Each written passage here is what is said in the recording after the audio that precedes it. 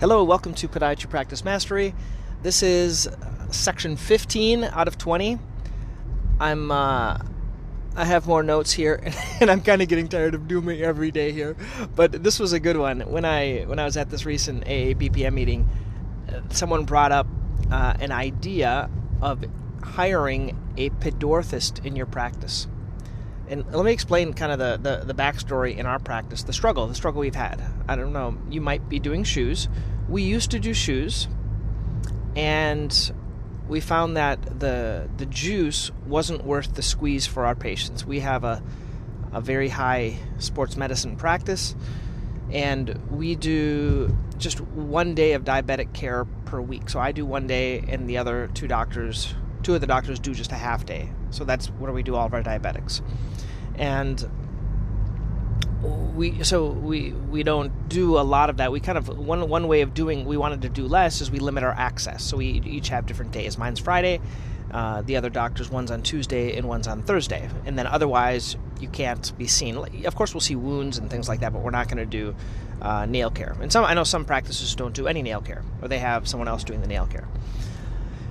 The challenge for us is when we were doing the shoes is that there were a lot of returns, and we didn't. And really, I think the real big problem was, as I'm thinking back, is we didn't have one person that was responsible for it. I think that's the key. So this is the idea of having like a pedorthist or an orthotist in your practice. The practices that do this really well, they have just someone on staff.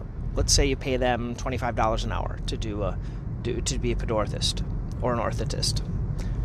They can do for you. So if you need someone that comes in with diabetes, they can just pretty much size everyone for the diabetic shoes, have them pick out the shoes, things like that, and dispense them. But beyond that, what I'm kind of excited about is that they could also dispense and cast people and make adjustments for braces. So all these AFOs that we're trying to do in our practices. And whereas, yes, we can certainly have one of our own staff do it, but by having a pedorthist on staff or hiring someone, it just can raise the level, even of thinking about the different types of braces and shoe modifications and things that can be done. Especially for a busy practice, they could have different days at different offices, and they could help with other things in the office. So I like that idea. The pedorthist course isn't too complex. I think we had it when we were over at Shoal. So I like this idea that they could do the shoes, they could do the orthotic dispensing, they could do the orthotic scanning, they could do all the braces, and then I think it would feasibly increase the amount of braces that we're doing in our office, and then that would pay kind of their hourly rate, things like that. So that was one of the other takeaways here of hiring other types of ancillary people. I know I was kind of interested. There's this, I think you guys know the inventor of correct toes, Ray. I interviewed him a while back, and I'll put a link to the interview here underneath here, or on the side of the video, this audio. But Ray, he has an interesting practice where he talks about all of his correct toes, right? He's selling correct toes for everyone. But then he has, instead of physician's assistants or medical assistants, he has naturopathic physicians. And I think it's the kind of the natural nature of his correct toes and things like that. But I thought that was a neat idea. So he has his practice with, I think there's 3 of them, and that work for him or work with him or something like that. So, and then there was another idea of hiring, instead of a pedorthist, one of the other doctors, they actually had a primary care within the practice. So this way, with a primary care in the practice, they could see the patients for the signing off for the diabetic, the diabetic verification that you need for the shoes. That's one reason. But another reason is by having a physician on staff, whether there or virtual. This is something I didn't know about. So if they're there, that's great. They're actually working out of your office. But some doctors are almost like doctors for rent, MDs for rent. So for $500 a month or whatever, they sign off they co-sign different notes. What would the notes be for? Well, the notes could be for a physician's assistant that could work for you, because in our state we can't hire them, but an MD could do that. They could also, I think here in Massachusetts now, nurse practitioners can practice independently, so they don't need primary care.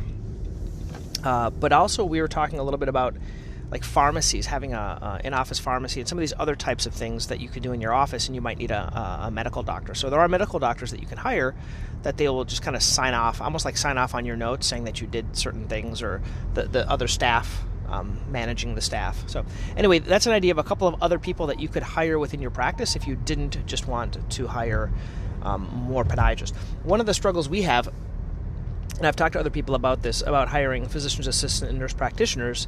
I think if you would have let's say a nursing home practice where you're doing a lot of nursing homes and certain patients that you want to do this with, but my perception, the perception of my partner, is that if we tend to see more as podiatrists, so when we're doing, let's say, the nails or other types of things, you might see another problem.